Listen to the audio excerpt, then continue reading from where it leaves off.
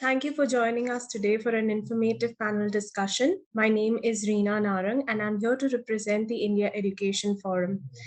As you all know, today's topic is very interesting, and the topic is changing trends of examinations in the higher education sector. We have some really renowned names in the industry who have joined us for this panel discussion today, and they are Professor Bhanu Pratap Singh, who is the Vice Chancellor of Maharishi University of Information Technology, Dr. Satbir Singh Saigal, Pro Vice Chancellor, Chandigarh University, Dr. V.K. Srivastava, Vice Chancellor, Indus University, Dr. Saboo Thomas, Vice Chancellor, Mahatma Gandhi University. And this interesting session will be moderated by Mr. Shantanu Rooj, CEO and founder, TeamLease Edtech. Welcome, everyone. Over to you, Shantanu. Thank you so much. This is really interesting and very close to my heart in terms of what are the changing trends of examinations in higher education. The way we looked at it, sir, is the fact that higher education normally is supposed to work as a pathway leading kids to join making their careers as they graduate from higher education. The industry has changed by miles over what it used to be over the last so many decades. Digitalization, automation, machine learning, artificial intelligence, robotization, all of these things have changed industry and the way businesses were done. However, in higher education institutions, universities and colleges, the examinations which are supposed to assess students haven't changed that much. We are still assessing them for their knowledge and not for their learning. What we have seen is that, sir, in today's world, where Google knows everything, there is no premium for knowing anything. If you want to know anything, just Google and you know that. So there is a premium definitely for learning and skills. Whereas our examination systems are tuned to test knowledge and not learning. What is your opinion, Dr. Sehgal? How do you see this and how do you see that is the context being missing in our examination systems? Right. Thank you, Shantanu. Two parts of this statement. I will take it. First is if I leave the COVID scenario, things were different. During the COVID scenario, things are going to be different, and definitely post-COVID, since this last 2 years we have seen is a new normal. The future is still tough, and so obviously, when we look at it, especially from the new universities' point of view, they are now focusing on this shift from a normal education towards a learning. For them, the outcome is always important. What we are teaching, how we are teaching, and most important thing is what we are going to get out of this teaching. So there, we have soon seen that a lot of technological tools are available, right from the start when the student is being admitted, whether it is a psychometric test to see the level of the student, my apologies, but one should not say it, but in which category the student falls. So broadly, we say there are 3 levels. One is an average learner. Then the other 2 are, the both sides of the line. One is, we call it as a slow learner, or one is a fast learner. So when we say that these 3, so there are everything within the system for all these 3 categories.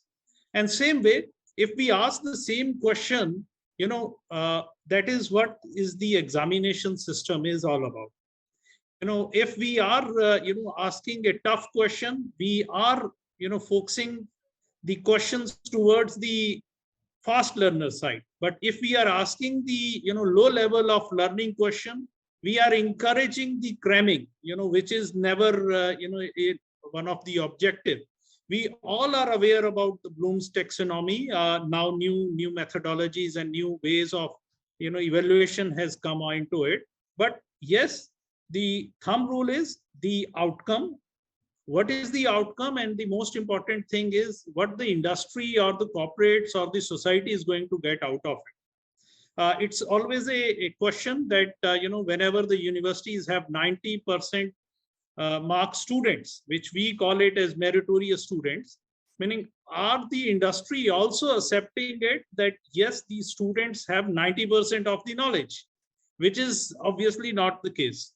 But whereas when we have seen the success rate of the students who get, in among the high package zone, they are not those meritorious students, but those who are, mostly the average student, but have that delta factor, which is extra. Now, what is that delta and how they have achieved it is again a part of the evaluation and assessment system. So just to set the context, I think, these are the things which are there. Now, coming to the COVID and post-COVID, we have seen that the universities have shifted themselves using technology, whether you call it proctored or AI-based, having a dual, proctoring system. Invigilators are also there. The system is also checking the browser also, that whether the student is toggled within the browsers or not, whether the Google or other technological tools the student is using or not, is not an easy thing, because the students are now habitual for all this. And when the post-COVID, you ask now the kid, when the student is in school or is in college, will he be able to sit for a 3-hour or a 2-hour examination? Is a tough question. Whether these people can write, long essay-based questions within an examination hall is going to be a tough question. So that is what we say, the future is still going to be tough. Just these are the points which I would like to put forward to the respectable members of the House. Sir, you brought lots of interesting points here, and I would like to come to Professor Singh with some of the thoughts that you brought in. You're saying that the changes being brought by COVID is going to change the industry forever. We are not sure whether the industry will look exactly the same post-COVID, because during COVID, we have done so many innovations, so many experimentations, so many randomized controlled trials that we have done, that some of these learnings are going to be interesting in times to come.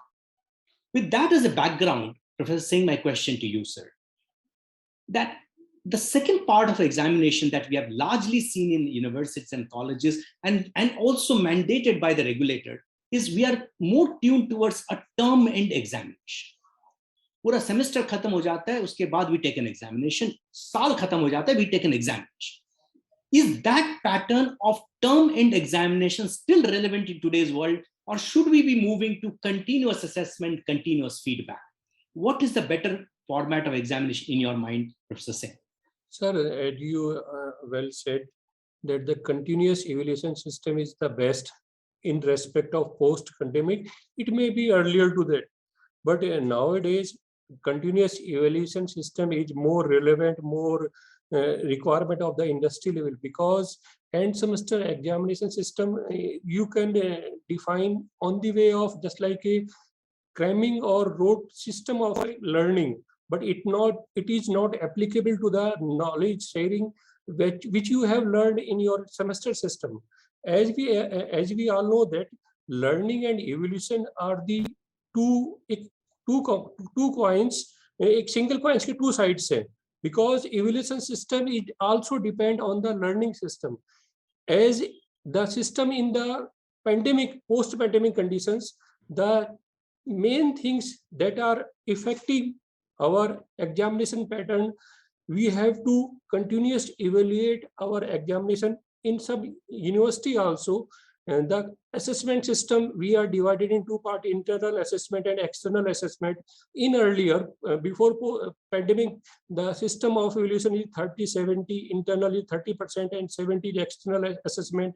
Nowadays, it is going to change. It is moving to 40-60 and even 50 and 50 are also we are using in some industry or in some university, that 50% is the internal assessment and 50% is the external assessment.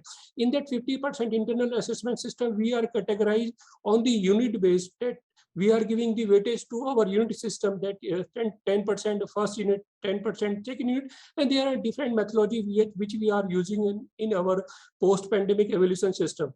It is a major requirement and major need with relevant to the industry also, because if we don't change our evaluation system, it will not affect the skilling of our student. I think so. Very well said, sir. So your recommendation is that the assessment system also needs to go through a change so that it becomes contextual to the industry too. Dr. Sehgal, you also alluded to another point, and that actually is something that's playing on my mind. You said that the structures, the formats, and the patterns of examinations are also changing. You said that in many universities, and I'm at least aware of your university for sure, where you are not only testing people's rote skills, but you're also checking how they can apply those things in their day-to-day life. Application of that learning, you're also testing those things there. But I'm sure many universities are not doing that. Do you think that as an industry, India is ready for that type of mind shift change where open book examinations will become the norm of the day, where we do not check their knowledge, but we check their application of that knowledge and data? Do you think the industry is ready for that? Shantu, very well said. I still remember around 20 years back when I was in IIT Roorkee, our professors used to give us an assignment.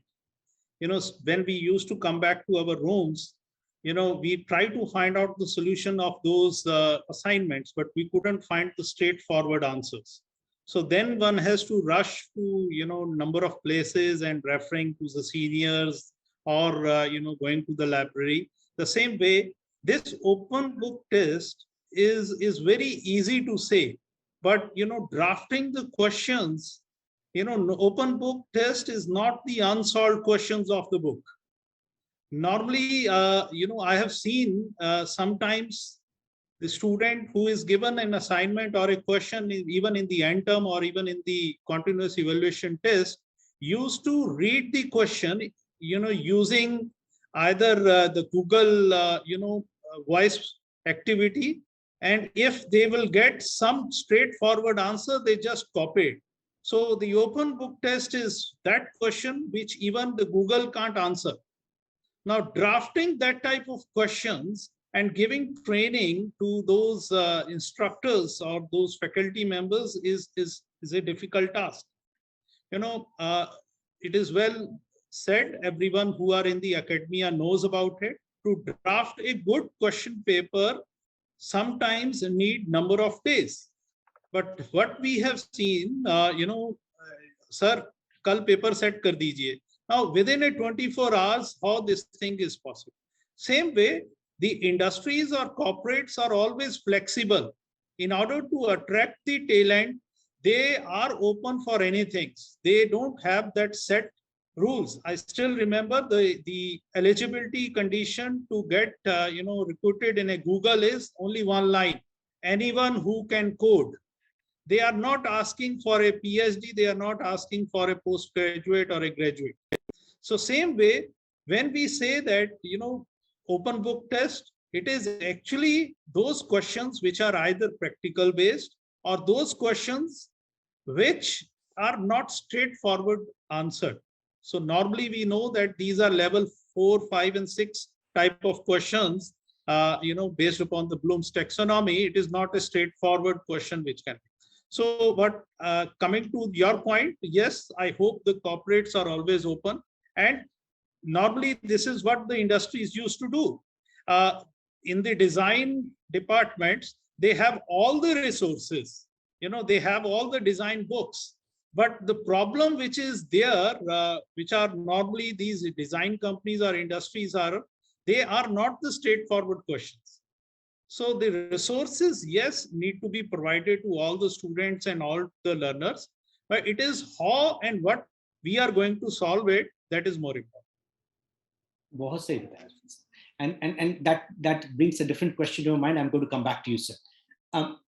Professor Singh, my next question to you, sir, is that during this pandemic, we saw a massive digitalization of examinations.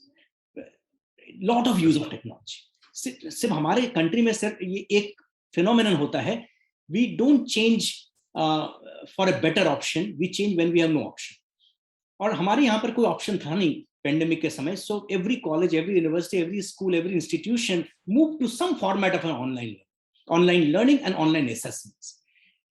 This concept of online examination brought lots of advantages and also brought up some disadvantages of the system. Obviously, there is a lot of discovery. What in your mind is going to stay back in terms of digitalization of examinations? What is going to stay back post-COVID and what may go? Sir, after the post-COVID, as we are moving towards the online examination pattern or online examination evaluation system, it may be ये समय की demand है. It is the demand of a time, because in future we have to cope up, we have to equip our university or our society with all the instrument that need for the online examination system, because in the future we don't know what are the pandemic condition or what will be going on in the mutation of the Omicron or mutation of the any type of a disease, because this is the time of a demand in each society level, university level, and the students level. We have to make our mind to be well equipped with respect to all needs that will be required for the online examination system. There may be some feedback from the student also that there are some problems for the online examination system. It may be due to unavailability of the internet facility, unavailability of the resource system in the form of computers or in the form of another media. But we have to make our mind with to complete our task in the form of online examination system. But if there is any problems with respect to student, we have to face, because it will take some time, क्योंकि वहां पर कुछ ना कुछ समय लगेगा इन चीजों को कोप अप करने के लिए. जो हम आज की डेट में चल रहे हैं, ये फॉरेन कंट्री में एटलीस्ट दे बियॉन्ड, ये काफी टाइम से ऑलरेडी हमारे से एडवांस है. तो इन सब चीजों को we have to take some time.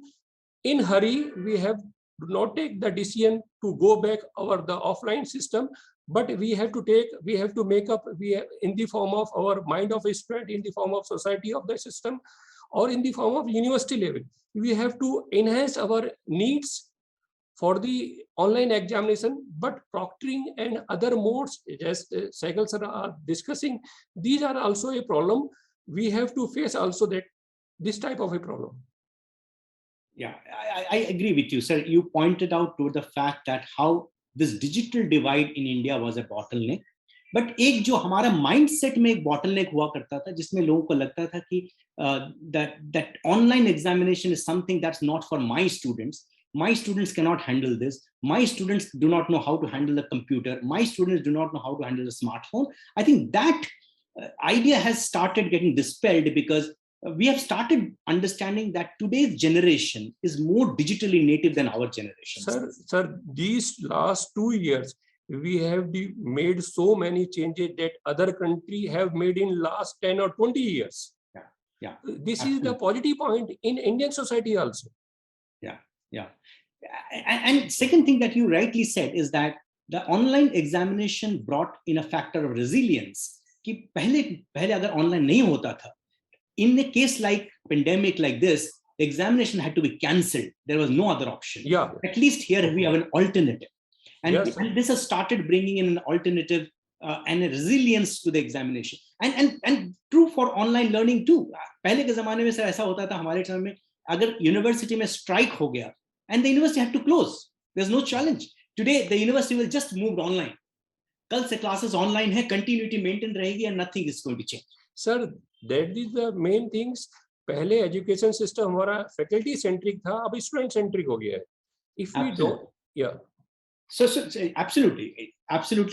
So from a faculty centric examination to a student centric examination. Excellently said. Welcome, Dr. Srivastava. नमस्कार sir. We have सभी को मेरा प्रणाम. कैसे हैं सभी लोग? सर नमस्कार सर. नमस्कार. सॉरी, मैं एक मीटिंग में था, इसलिए थोड़ा सा विलंब हुआ. उसके लिए क्षमा याचना. Got started, sir. Professor Sehgal from Chandigarh University, Pro-Vice Chancellor, and Professor Singh from Maharshi University of IT, Lucknow, and he's the Vice Chancellor there, and Professor V.K. Srivastava from Indus University, he's the Vice Chancellor here. Dr. Srivastava is also an old friend. I know sir for a couple of years now. And sir, aapke paas aata hu. You missed a couple of the interesting anecdotes that Professor Singh was giving and Dr. Sehgal had started. He has started lots of controversial statements, and I'm going to come back to him in some time. So, but a question to you, Dr. Srivastava, is we were discussing the fact that examinations and higher education has seen lots of experimentation during COVID. And use of technology, use of IT has been accelerated at least. हमने सिंह साहब से ये पूछा था कि after COVID, do you see these changes to be permanent, or do you see this like a passing shower? COVID khatam, ye sab khatam, we go back to our old ways, right? And he believes that lots of changes that we have seen are going to stay back in times in even after COVID. Maybe everything will not stay back, but there will be a lot of learning from the experimentation that we have done during COVID. Some of these will definitely stay back and change the face of higher education. From a teacher-centric education will become a student-centric education system. What is your opinion, Dr. Srivastava, in this case? Shantanu जी, मैं इस बारे में मतलब आपको बताना चाहूंगा कि actually कोई भी पेंडेमिक हो या कोई भी ऐसा इंसिडेंट हो, वो हमेशा दो तरह से देखा जाता है. उसके प्रोज भी होते हैं, उसके कॉन्स भी होते हैं. अभी पेंडेमिक में हम लोग जितना ऑनलाइन हुए, उसमें निश्चित तौर पर आप देखिए कि पिछले 2 सालों में जो ऑनलाइन का ट्रेंड चला, अगर हम प्रयास करते अगले 10 साल में भी नहीं हो पाते. लेकिन फिर भी कैलेमिटी थी, ऐसा सिचुएशन थी जिसकी वजह से we all came united. We thought that what is say the best way, how can we overcome this problem. And online system like you people have also contributed a lot to the higher education system, and you people brought some solutions. Not only that, means universities also come up with some solutions which may be say very feasible solution. But Mr. Shantanu, I would like to say this is a teaching learning is a process, right?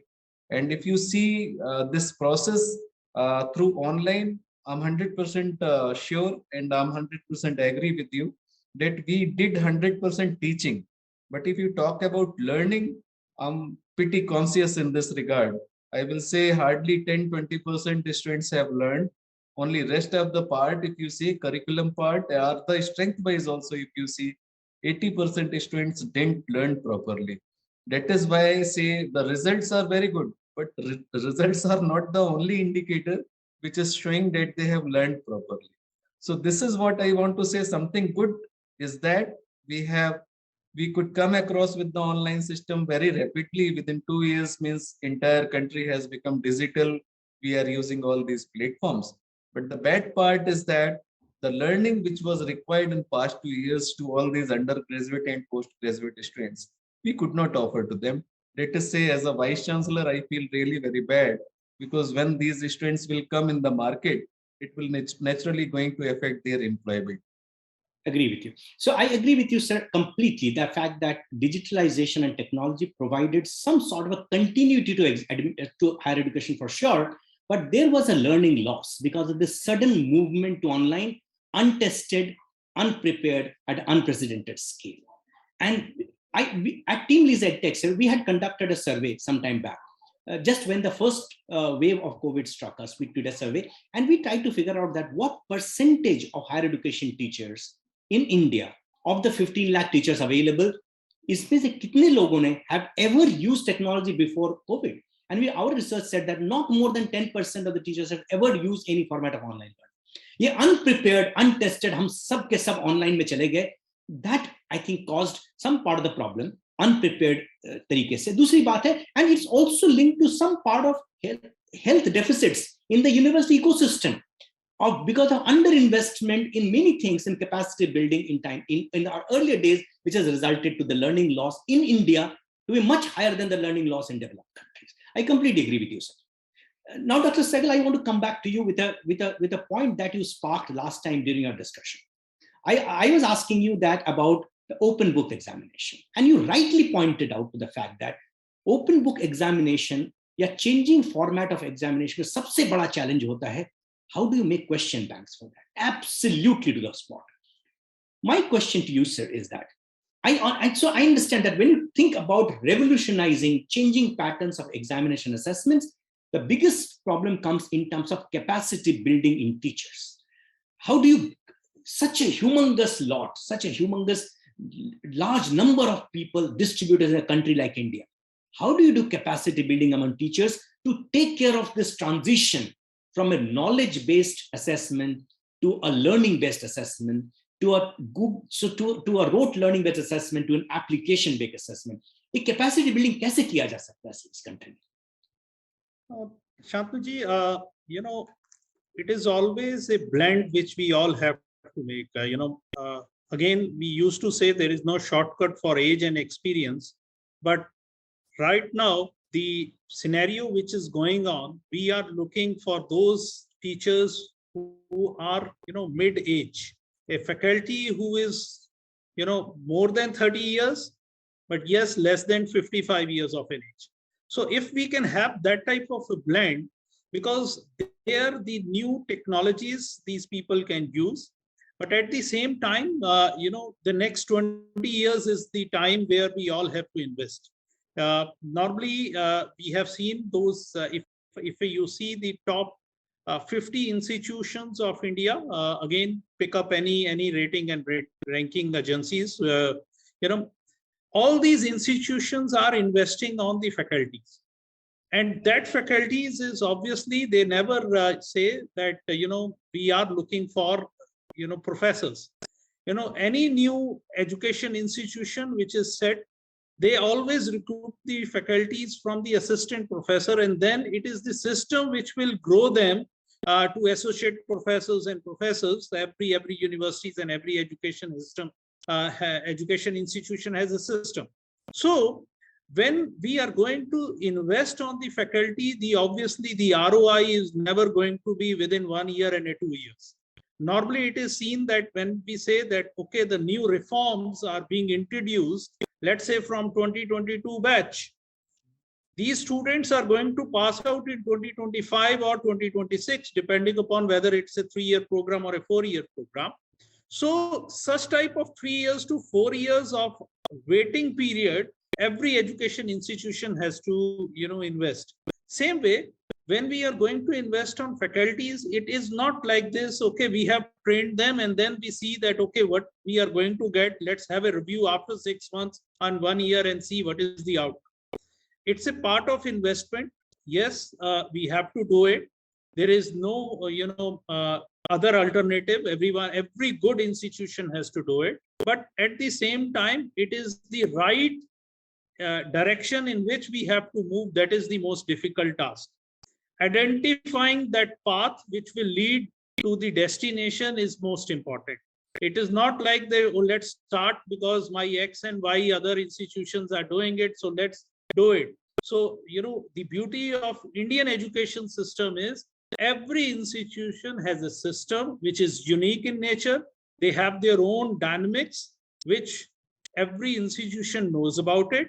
So they have to come up with those tailor-made, training programs or training or FTPs, whatever we used to call it, again, with reference to our academy terminologies. Absolutely rightly you said, sir, that the journey towards the destination is absolutely important, and people have to start making advancements in that side so that we will reach that part if we start making investments in that side. Professor Singh, in your mind, so okay, let's think about examinations and bringing efficiency, transparency, and credibility to examinations, and look at the various processes in examination, be it a pre-examination process, conduction of the examination, or a post-examination process. We understand that use of technology will help bring down costs, improve productivity, and also bring transparency and scale at some time. Whether we conduct online examinations is a different issue, but then use of technology in various aspects, in some of these aspects, will bring in efficiency in the examination system. Not many universities or colleges have made the right investments in this particular case. And so what do you think, Professor Singh, are the challenges? Is it infrastructure?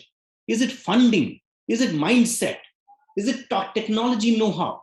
Where do you see the challenges in this particular case for a country like India? Professor Singh. So you're on mute. Yes, sir.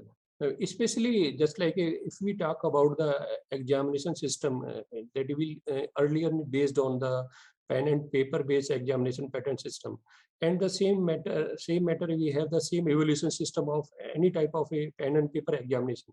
But the last 10 years in India, even India also, there is a online evaluation system is also inbuilt in the education system. So if we use that type of a technology in our university or in our examination system, it will definitely help the evaluation part also, credibility part also, or we can storage system also, because in that part paper is a huge quantity that are using in our examination system. If we minimize that, it will also affect on the environment, because it will be depend on the our tree and other type of a plantation system. So that is the major requirement in each and every university level. We have to make a such type of a our evaluation examination system that are based on the online evaluation, online written part also. Thank you so much for that. And I really appreciate your comments on that part. Professor Srivastav, we obviously are hearing different opinion from all of you, and all of you are experts and veterans in your respective domains.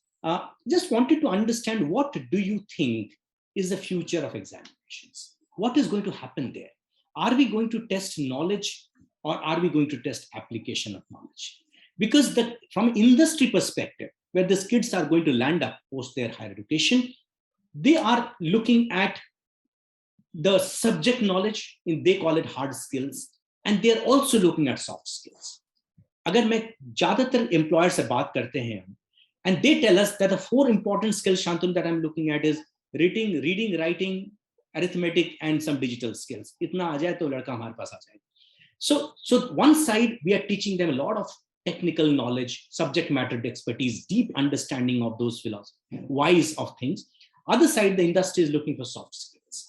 How do you ensure that we train students and on the soft skills, employability skills, application skills? इसका assessment in future कैसे होने वाला है? शांतनु जी, आप जो point race किया आपने, बहुत ही वैलिड पॉइंट है, क्योंकि किसी भी व्यक्ति का असेसमेंट जो है उसको हम लोग थ्योरेटिकली नहीं कर सकते. Nowadays there are 2 perspectives of or you can say the 2 challenges before the academic institution. One is how to impart the knowledge, and other is how to impart the skills.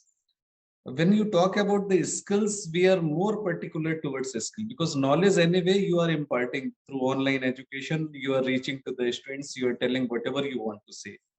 But as far as that skills are concerned, I'm talking in particular about technical skills.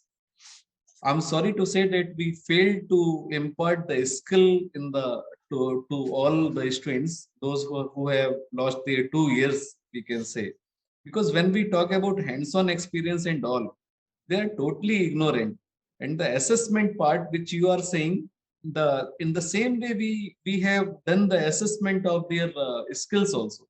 We have on online platform, we have created certain quizzes, this, that. So again, we were imparting the knowledge.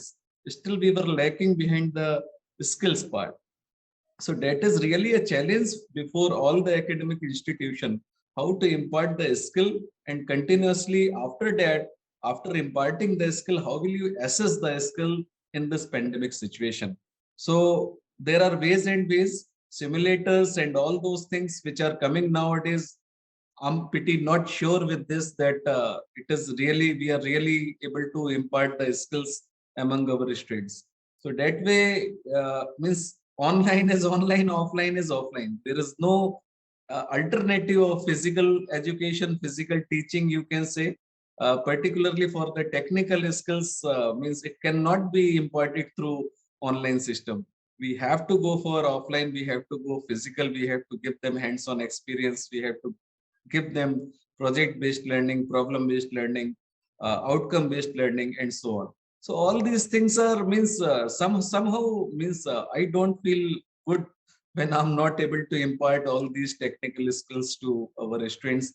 Particularly, I'm very much highly worried for the medical courses. Still, engineers you can manage, but how will you manage the doctors? This is a big challenge.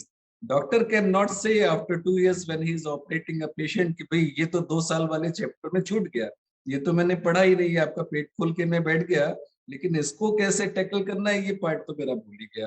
तो ये एक बहुत बड़ा challenge है शांतनु जी कि कैसे हम ये सारी जो टेक्निकल स्किल्स हैं, प्रोफेशनल स्किल्स हैं, इसको हम कैसे इम्पार्ट करें, और ये जो 2 साल गया है इसको हम कैसे कंपनसेट करेंगे, उसका भी हमारे पास कोई रोड मैप नहीं है। जो चला गया फर्स्ट ईयर वाला बच्चा थर्ड ईयर में आ गया, उसको मालूम है, बहुत खुश है, बिना मेहनत की थर्ड ईयर में आ गया, और वो अभी भी कोशिश कर रहा है कि थर्ड ईयर और फोर्थ ईयर भी ऐसे ही निकल जाए, 2 साल पेंडेमिक जाए नहीं, पूरा हमारा डिग्री कोर्स ऑनलाइन में खत्म हो जाए और हम अच्छे ग्रेड के साथ, अच्छे परसेंटेज के साथ मार्केट में आ जाए।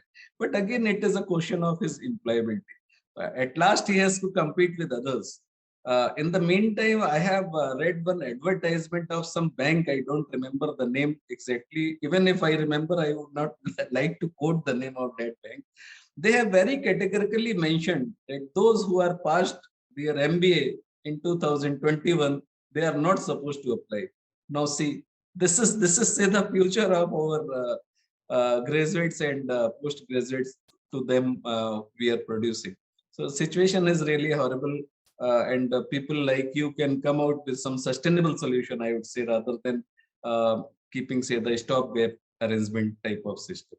Absolutely, sir. ये learning loss तो बहुत deep impact लाने वाला है, and it may cast a very long shadows on career. A lot of students and all of us as people from the industry will need to think deeper into how to bridge this learning loss of these kids.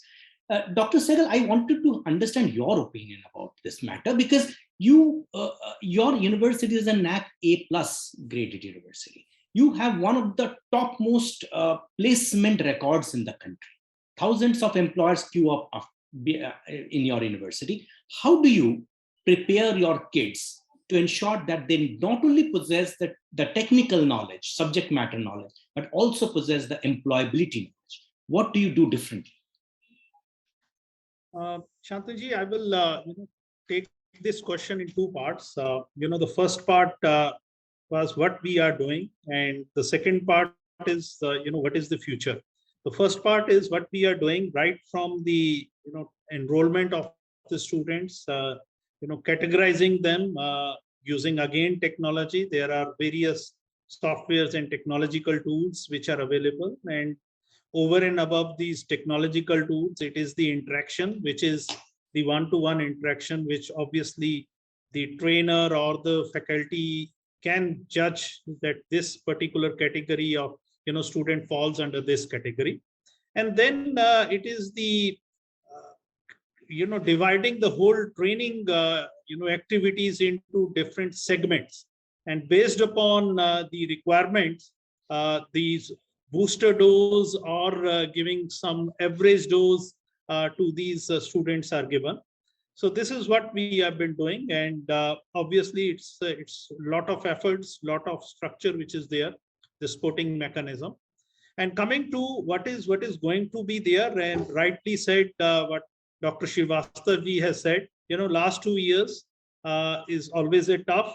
We are also planning, though it's again a planning form. We are discussing how we can implement it, especially this batch of 2022 pass out. Those who were admitted in 2020 and is going to pass out in 2022. Those postgraduate students who are entering into the 4th semester. Any exit interviews or exit sort of evaluation systems which we can plan out for them to see that what we have missed out. Obviously, again, as an institution, we have missed out so many things. Again, from the learner point of things, again, don't look at the grades, look at the learning level, which is the most important. And coming to the previous question which you asked with to Dr. Srivastava, my apologies, I'm going to give my input about it. The future of examination, two things. First is the exam on demand is going to come up. That I'm sure, because we have seen whatever the technology we use, whether it is, okay, sir, now my internet is down, give me a slot from this time to this time, or my internet, my whole family is using during this time. So kindly give me a slot in the evening or late night. So this type of slotting system is going to come up. It may be physical, it may be using technology. I leave it to the education institutions how they are going to implement it. At the same time, the assessments which are going to be tailored. A company who is asking for a 30 lakh package, their expectations are different than a company who is looking for maybe a 5 lakh or a 6 lakh or a GED, just a graduate. Their expectations are different. As you rightly said, only the soft skill aptitude quant aana chahiye, and based upon that we will employ them. So we will have that basket of activities and the categorization of persons into it, and then the whole thing is going, the whole buffet is going to be present to the corporates. Based upon their requirements, they can pick, they can evaluate, and then they can hire. So this is what is going to be the future. Excellently said, sir. And I think your idea about creating remedial courses for kids who have missed out some part of the learning to make sure that they become industry ready, so that they become ready for them with their employability skills, is going to be absolutely important. I think Dr. Thomas is also here. Good afternoon, sir. Good afternoon. Sorry, I was in a syndicate meeting. The meeting got extended, and then I was chairing the meeting. Sorry for my thank you so much for joining us. Dr. Sabu Thomas is the Vice Chancellor of Mahatma Gandhi University in Kerala. And with us, sir, we have Professor B.P. Singh from Maharshi University of Information Technology, Vice Chancellor. We have Professor Sadbir Singh Sehgal, Pro Vice Chancellor of Chandigarh University. And we have Dr. V.K. Srivastav from Indus University, is the Vice Chancellor here, sir. And I have been discussing in your absence with all of these gentlemen, interesting ideas coming out in terms of how examination systems need to change and align itself to the industry as time goes by.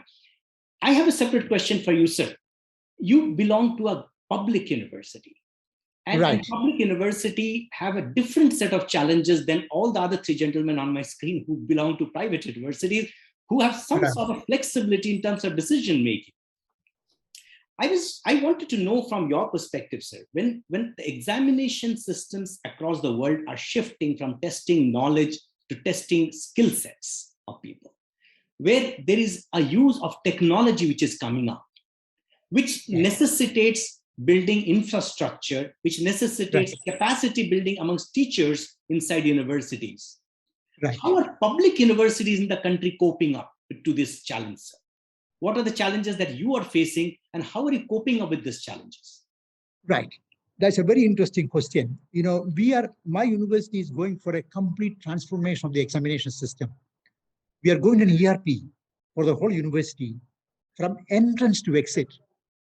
We are going to introduce so many innovations, and we are going to make lots of examinations completely online. Question papers have been transmitted now online. Examination with textbook, surprise test examination, examination on demand. So we are introducing massive changes in examination sector of the university. And my wish is, once you have the examination today, within a week time, the result will be out. And we are making a system, we are making an ecosystem where the students can download their degree certificate, their mark sheets and everything. So we are going for a complete transformation of examination system of Mahatma Gandhi University, and we are walking in that direction. We are making our own in-house program. We are not buying any software. We are making our own in-house program. We have formulated a very high active computer center only for examination.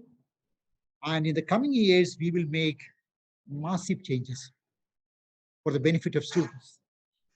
But the way your university is at the forefront of innovations, I'm sure many universities do not have the resources or the mindset to be able to make these changes. How are those public universities coping up?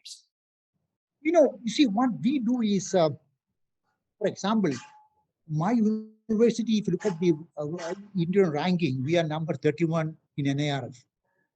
We are the best in the state of Kerala. You know how we made it? We have very active faculty members in the campus.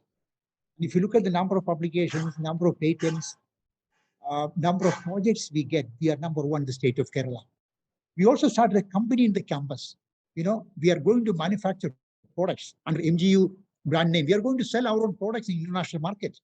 Whatever we invent in the department, in the school, that will be scaled up, that will be incubated, and finally that will be commercialized, and that will be sold under MGU brands. We are setting up a big company in the campus under rules of funding. So we are making massive changes. We are introducing dual degree program. We are going to set up a science park in the campus. So massive changes we are going to make in the campus. You will see in the coming years. Yes. That's amazing. I mean, it's great to hear Indian universities thinking like this, sir. I mean, yes. I mean, when vice chancellors start talking like CEOs, that's the ultimate of change. I mean, exactly. We're talking about how do you scale things, how do you bring the value. You know, our philosophy now, our philosophy has been changed. If you invent something in the department, in the school, by our researchers, immediately give for a patent. Now we are able to get patent within 3 months. Once you have the patent, then we publish in a high impact journal. We don't stop there. We have a very active incubation center. We will incubate the technology. We don't stop there. We again work with the companies to scale up and to have a company in the campus. And eventually the company, when the company grows, the company leaves the campus. This is a philosophy of MGU. Yeah. That's amazing to hear. And our students are going to work in the campus, in this company. So they get a lot of skill. And we are in touch with a large number of companies, you know, in India and abroad.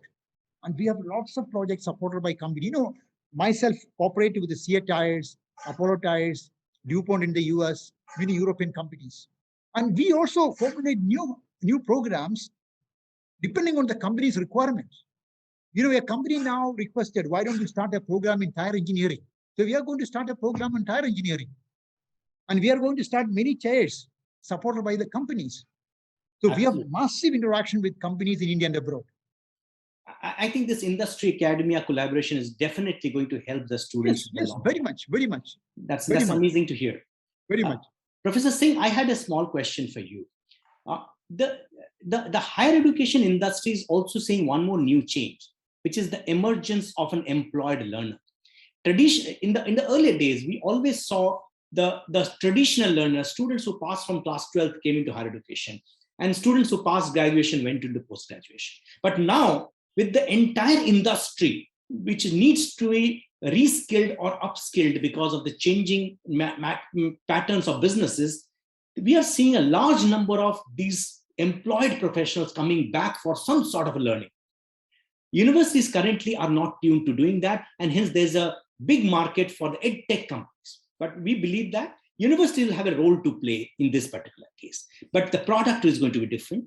Mindset is going to be different. Both Dr. Sehgal and Dr. Thomas talked about the concept of on-demand examinations. So when I look at from the mindset of an employed learner, his requirement from a university is very different from what we have to offer as a standard course, 3 years course. Right? They need something which is always on the go, online, on-site, crowdsourced, gamified, modular, multimodal. They need a different type of a program.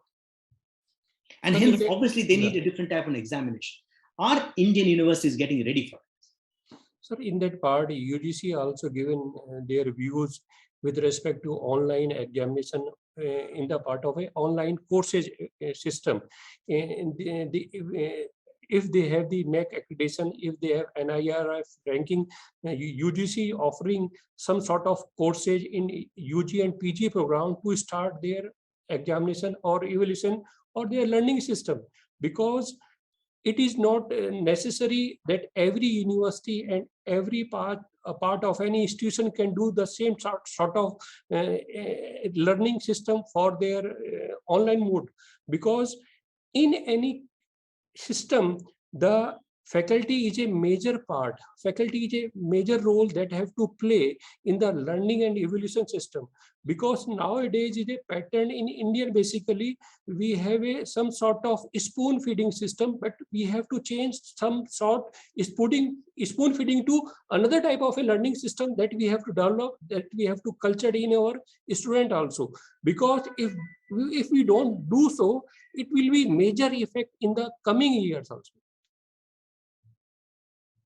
Agree with you, sir. So we have to start making these changes now.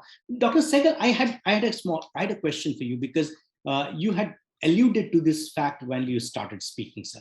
Yeah. So today, the universities produce graduates, but the degrees of this, given by these Indian universities, are not being considered by the employers when they are looking at graduates. They conduct their own tests, or they conduct tests by other companies who conduct assessment of the skills. In your opinion, sir, why are degrees not proxy for skills? I mean, in ideal scenario, another test is not required. University has already conducted assessment and given a degree with a proper write-up about what the students' skill sets are. Why are degrees not a proxy for skill sets? Why are they not considered? Okay, nice question, but I would try to answer it. It's a difficult one. The point is, if we look at from the university's point of view, we are producing generic, engineers or professionals. We are producing those graduates which are not only applicable for a type of companies or corporate houses. We are producing those graduates because once they move into the field, they should be, employable to various organizations.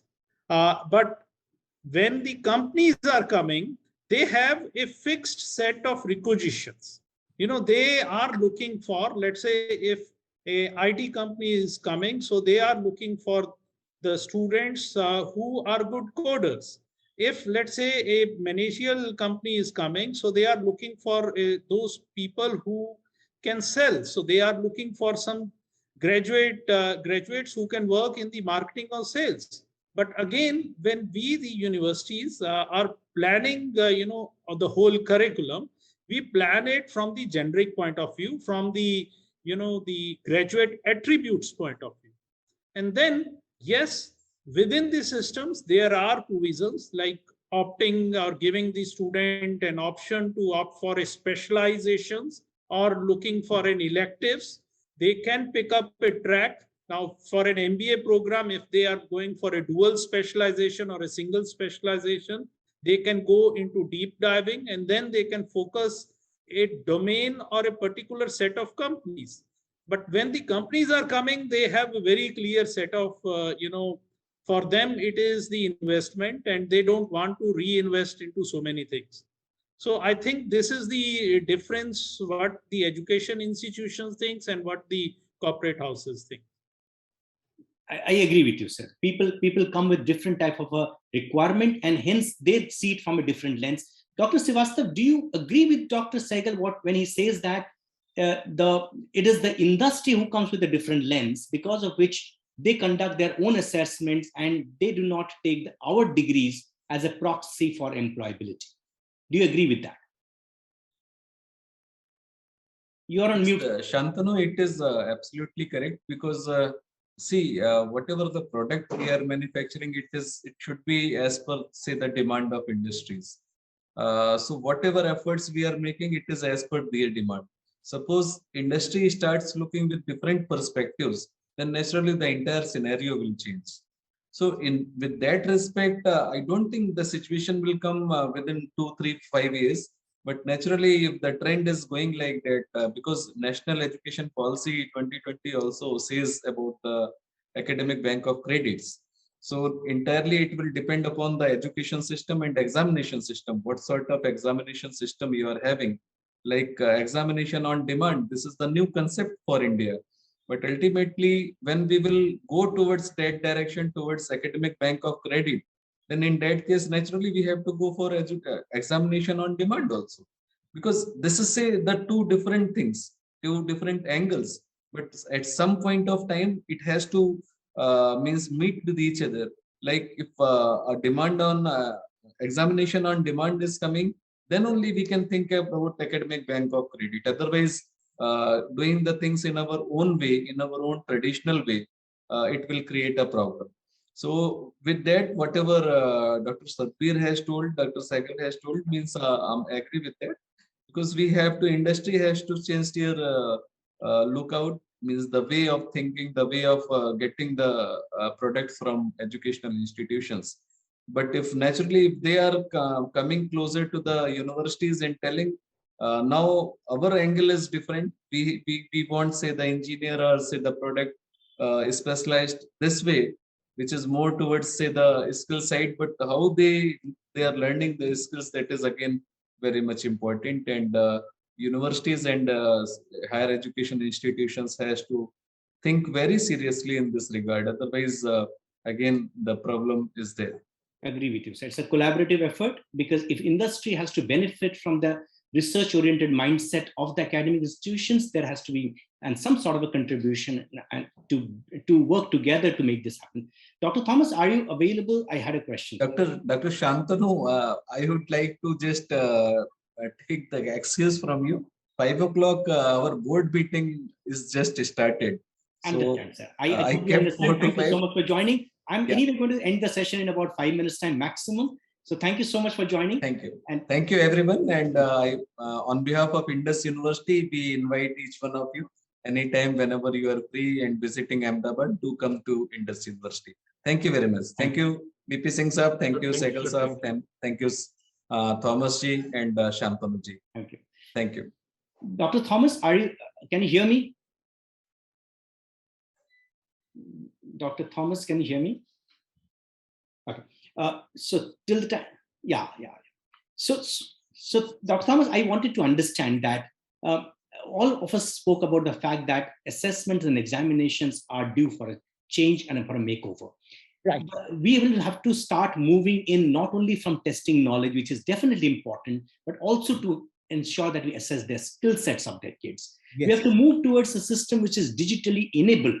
We have to move towards a system which not only is appropriate for the traditional learner, can also take the needs of the employed learners. We have to look at capacity building inside colleges and universities so that our teachers and our academicians are familiar with this type of shift and are being able to become a catalyst in this particular change. In your mindset, what is the role that the government or the regulators can play in a situation like that? What is your expectation from them? You see, what we are trying to do, we are now, you see, I am a committee member of the government of Kerala, where the government is going to have massive changes in the education sector, high education sector of Kerala. So you indicated about the skill of the students. We are going to introduce massive internship for every program being run by the Mahatma Gandhi University. Even from bachelor's program, we are going to have internship program. And we are going to transform all the 3 years program into 4 years. And we are going to start integrated program. Internship as well as field visits are embedded in all this program. And we are going to have a massive level of adjunct faculties from industry to teach my students. We are going to have virtual laboratories. See, first of all, the students will see the virtual labs. Then they will do the real experiments. And we are going to stop the practical examinations. The students are going to be evaluated on a daily basis. Continuous evaluation is going to be implemented for practicals. Regular practical examination is going to be stopped. So the students become more serious. They become more skilled. And my students are going to work in our own company in the campus. We are going to have company in mechanical engineering, in chemistry, in physics, in computer science.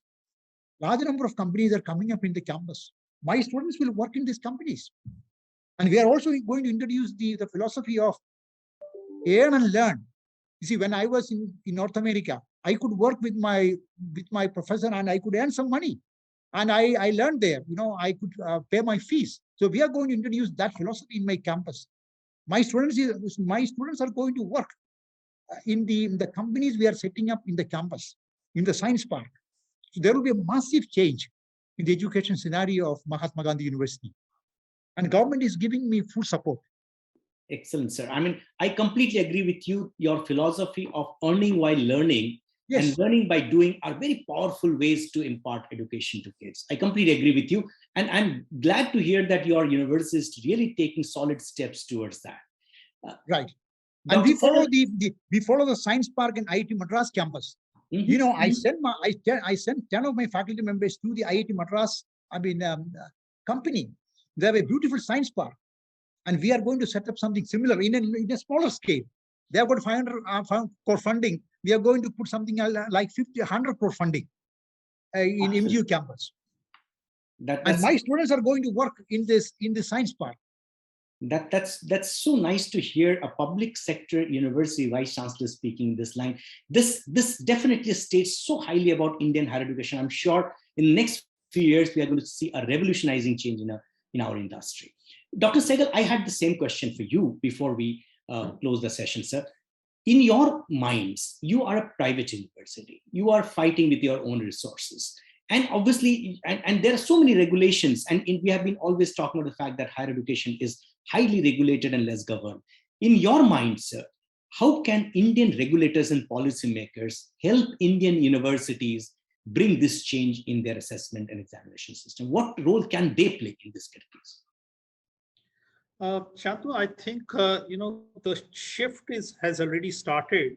AICT is doing it. Their role from a regulatory body to a facilitating body has come, and similarly, the other regulatory bodies also.